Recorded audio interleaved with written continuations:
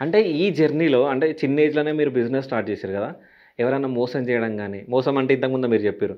అట్లాగా ఏదన్నా స్ట్రగుల్ గాని, ఎవరన్నా మిమ్మల్ని ఇన్సల్ట్ చేయడం గాని, ఇట్లాంటివి ఎదుర్కొన్నారా మీరు? స్ట్రగుల్ అంటే ఫస్ట్ నుంచి స్ట్రగుల్సే అన్న అవన్నీ కూడా. హ్మ్. బట్ ఇన్సల్ట్ అంటే అన్న డైరెక్ట్‌గా ఎవరు ఇన్సల్ట్ చేయరు గానీ, ఆ! మాకెక్కువ చెప్పాలనుకోవట్లేదు నేనది. బట్ చెప్తున్నా.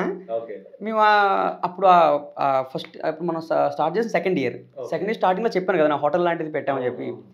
అప్పుడేంటంటే వేరే వాళ్ళు తిన్న ప్లేట్లు నేను తీసేవాడినన్న. హ్మ్. నేను తీసేవాడిని. లైక్ బికాజ్ ఆవిడ మళ్ళీ పెట్టుకోవాలంటే మళ్ళీ అరౌండ్ ఒక 15K దాకా వాళ్ళు డిమాండ్ అడిగేవారు. ఓకే. ఎందుకులే అంటే పనివాళ్ళు. ప్లేట్ ప్లేట్ కడిగేవాళ్ళు. ఓకే. సో నేను తీసేసేవాడిని సో అన్న దగ్గర మేమే నుంచి. తీసి మేమే క్లీన్ చేసేవాళ్ళం అన్న. ఓకే. నేను పెట్టేవాడిని. లైక్ నాకు అప్పుడు చిన్న ఇన్సల్ట్ ఏంటన్నా మా కాలేజీలో వస్తుంటారు అక్కడ. కాలేజ్ ముందరే అది. ఓకే. కాలేజీలో వస్తుంటారు. లైక్ అందరూ చూస్తుంటారు కదా! బట్ ఎనీవే సరే మన కోసమే కదా లైట్. ఓకే. ఎవరన్నా అడగడం జరిగిందా? ఎందుకు? అక్కడ వాళ్ళు చాలామంది అడిగారన్న. ఆ! చాలామంది అడిగారు ఎందుకంత అవసరం ఏంటని. మాకు తెలీదు అప్పుడు. No answer. బట్ ఏదో ఒకటి చేయాలి.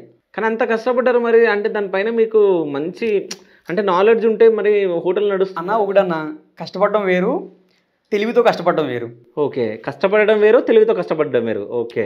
మేము 24 గంటలు అదే పని చేస్తూ కూర్చున్నా సరే అక్కడే ఉండిపోతుంది తప్ప దాని నుంచి గ్రోత్ ఉండదు. ఓకే. మీరు ఊర్లో పనులను చూస్తారు. వాళ్ళు పనికి వెళ్తారు.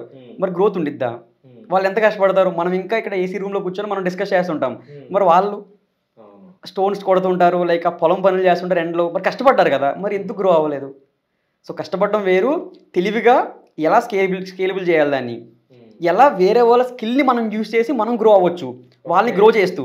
ఓకే. సో ఆ విధంగా మన మైండ్ సెట్ క్రియేట్ అయితేనే మనం బిజినెస్ అనేది ఎక్స్పాండ్ చేయొచ్చు. ఓకే. సో ఆ రోజు మేము కష్టపడ్డాం. తెలివితో కాదు. హ్మ్. ఆ చేతులతో కష్టపడ్డాం అంతే. ఓకే. అంటే తెలివి ఉంటే ఈజీగా మనీ వస్తాయి. అవునన్నా. తెలివి ఉండి కష్టపడే ఆ మైండ్ సెట్ క్రియేట్ అయ్యి ఆ క్యాపబిలిటీ ఉండగలగాలి. ఇప్పుడు వీడు ఉన్నాడన్నా నాకు పేషెన్స్ తక్కువ.